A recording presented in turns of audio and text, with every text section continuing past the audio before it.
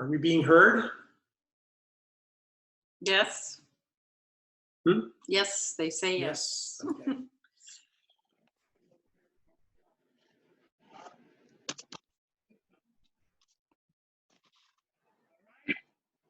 See you on Wednesday.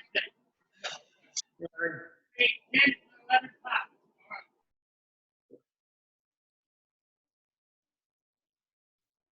Okay. Wait a minute. Just turned 6.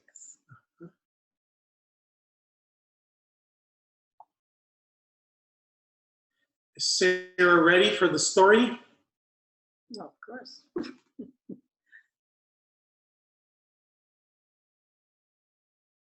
Okay. Whenever you want to start.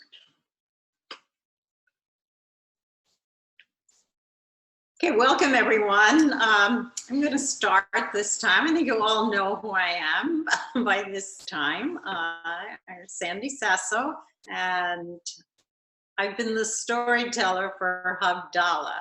And I was trying to think what new story I should share with you this evening. And I was thinking of all the places that we can't go. You know, we can't go here, and we can't go there, and we can't go here. And it occurred to me that there was this amazing story that I heard a few years ago on NPR called The Boy Who Did Flips by Mark Spiegel. And it took me a long time to find it back on NPR because I was driving at the time. And it talks about directions and the directions we can go in and we can't. So this is the story of the boy, or I'm going to change it to the girl who did flips, or the new direction. And I think it'll be Sarah this time in our story, okay? So once upon a time, Sarah was someone who just loved to do flips. She did somersaults, probably not yet, but she did somersaults upside down and around. She did headstands and cartwheels. She was searching for a new direction. Now, it wasn't up because she looked up there, and it wasn't down or anywhere in front or back or left or right because she looked there too. And it was not south or north or east or west. It was definitely someplace new. So Sarah woke up one day and said to her parents, you know, I'm looking for a new direction. And her mother said, there really aren't any new directions. And her father said, look, there are only the old directions. And they sent Sarah off to school. But Sarah was determined to find a new direction. At school, she sat in her chair at her desk, and she turned upside down and around, and she did cartwheels in the aisles. Well, as you can imagine, she was sent to the principal's office. Sarah told the principal all about his search to find a new direction, but the principal only shook her head and said, look, there's up and there's down, there's in front and behind, there's left and there's right, and there is even before and after, but there is no new direction, and you can take that from me. Well, Sarah said, look, I know there is a new direction and I'm going to find it. And she went right on doing somersaults on the floor of the principal's office. Well, the principal picked up the phone and called Sarah's parents. She said, look, you're going to have to just come home and take Sarah. Now, on the way home in the back of the parents' station wagon, Sarah refused to look in any of the old directions. She just closed her eyes tightly and did somersaults up and down and around in the back seat of the car. But then Sarah began to see things appear. From somewhere, she saw a girl who looked exactly like her. And the girl took a box from her pocket, and quickly unlocked it. And all of a sudden, amazing things appeared. And then there it was. There was the new direction. Well, all of a sudden, Sarah's parents said, Sarah, what are you doing? And Sarah was smiling. She sat up straight, her eyes opening quite wide, and she said, I found that new direction. It wasn't on the left, and it wasn't on the right. It wasn't up, and it wasn't down. I found that new direction by going inside. And so when we can't go too far up or too far down or too far left or right or north or south, perhaps we can find a new direction by just going inside. One way in which we can find that direction is by working together to build a better world. So we will continue with the singing of Olam Chesed Yibaneh. If you would turn to your resources, the cantor will lead us. Psalm 89. Yeah, so just follow it. Yibaneh. The world will be rebuilt through love, inside out. Almost Shavua Tov to everybody. So like Rabbi said, if you need to be on a different device or open another window, on our Beth-El website, you'll see the resources for Havdalah, and you can join with me on our song sheet tonight. So here are the words, Olam Chesed Yibaneh, and then you can join me at home. I'll feed you the English words when we get there.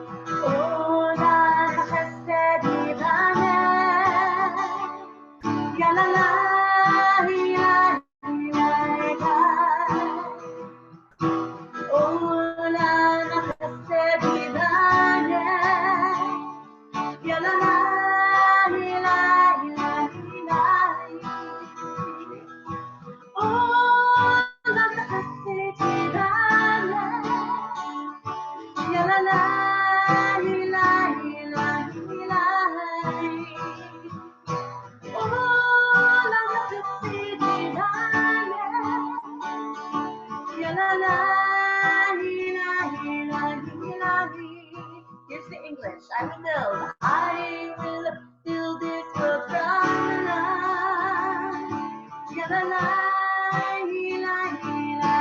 And you must build.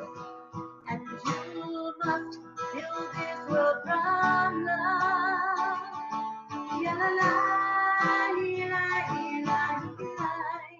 And if we build this world from love,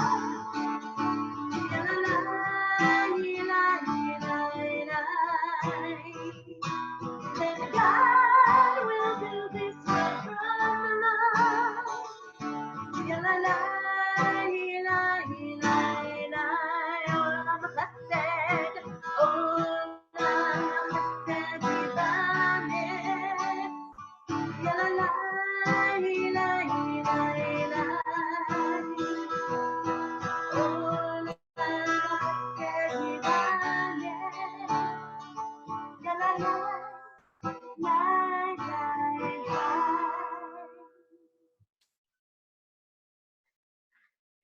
Dear Beth-El families and friends, as we transition to a new week, I'd like to share with you some thoughts and reflections on the process of transition that was announced by Governor Holcomb yesterday, where he outlined a 5-stage process for reopening the state of Indiana during the next couple of months. We can appreciate the good intentions of the governor in restoring, with restrictions, the economic interests of the state.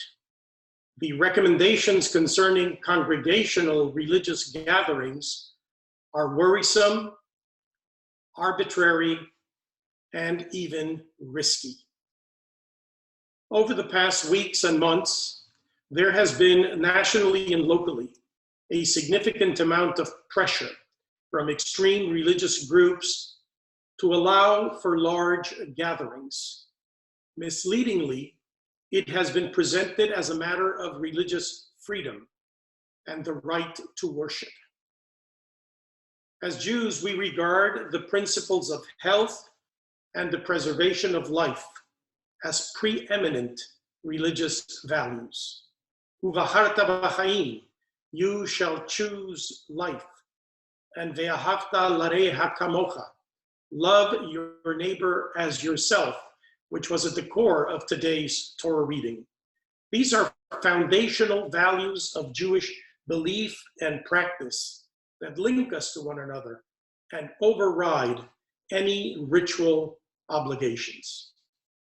Beth-El Tzedek, along with other synagogues and congregations in our city and across the country, has been able to adapt and to adjust to the demands of social distancing.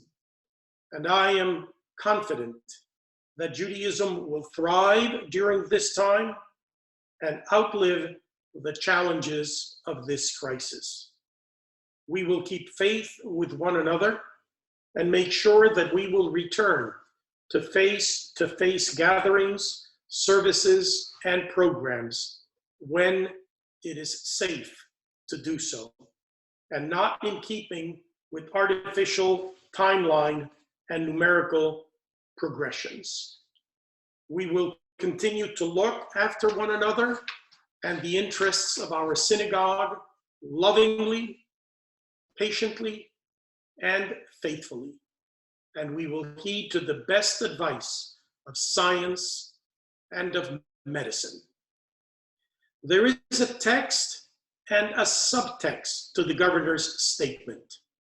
And while he tried to be respectful of religious freedom, he also made clear, and I quote, "My preference is that you continue to hold virtual services online rather than in buildings." And he added, "We need you to keep your congregations safe." Already the Episcopal Diocese, the Presbyterian Council, and the Carmel Interfaith Alliance, over which I have the honor of presiding, among other religious communities, have indicated that they will not be reopening their congregations for in-person worship yet. As senior rabbi of congregation Beth-El Tzedek, I will continue to work with my clergy colleagues, our committed professional staff, and our dedicated lay leaders to keep Beth-El Tzedek safe for our young and for our elders. We have no plans to open the synagogue building for worship or programs in the near future. We continue consultations with the larger organized Jewish community in developing protocols that meet the needs of our congregations and our agencies individually and together. The governor's program is aspirational.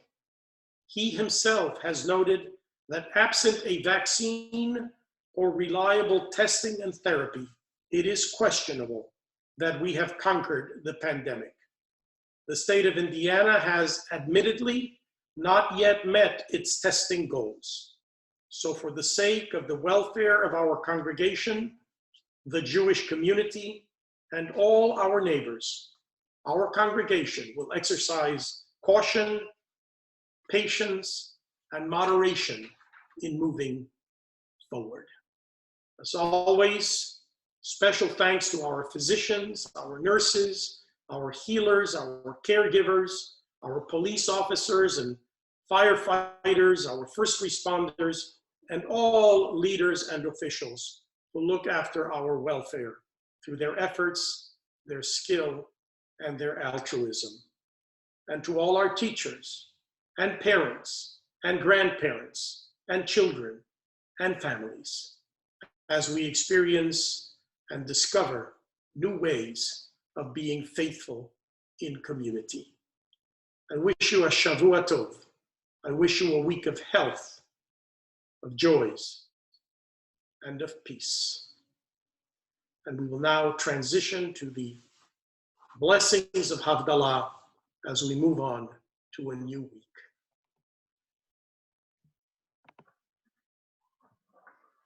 So if you have your Havdalah set with you, let's go ahead and light the candles.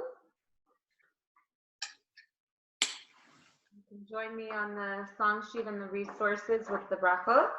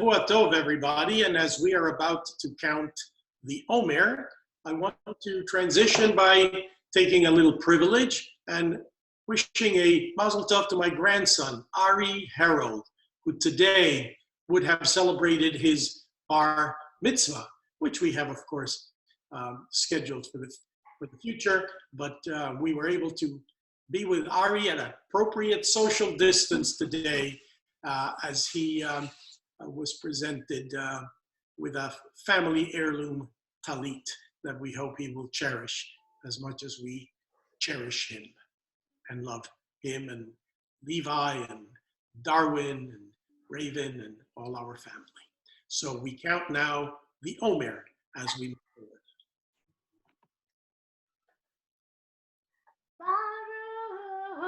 Baruch atah Adonai Eloheinu melech haolam asher kiddushanu b'mitzvotav v'tzivanu al setirat haomer hayom ארבעה ועשרים יום שהם 3 שבועות ושלושה ימים לעומר. Today is the 24th day, which consists of 3 weeks and 3 days of the Omer. And we'll ask Rabbi Jenny to offer us some parting words and blessing.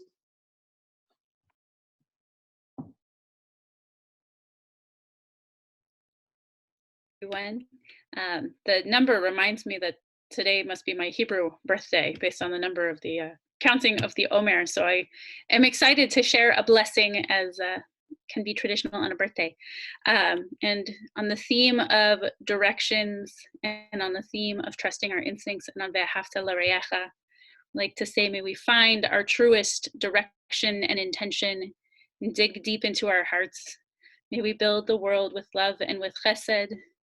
May we trust our instincts. May we protect one another in every direction that we travel as we seek new directions. And this week, may we truly, deeply embody Ve'ahavta l'reyecha kamocha, loving our neighbor as ourself in all ways that we can love and share and protect.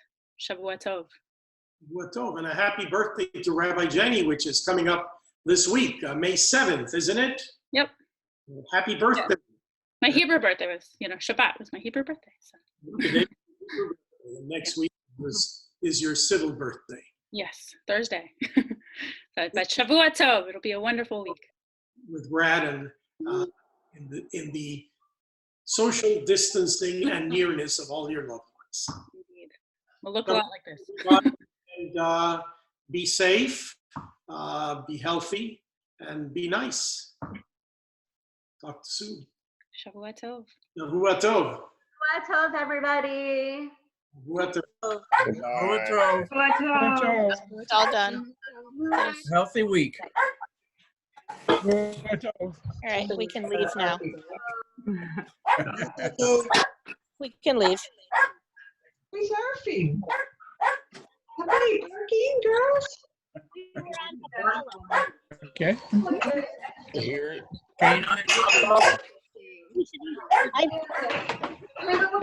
Wait, can you make paying a bit of attention? Coco, here's the heavy.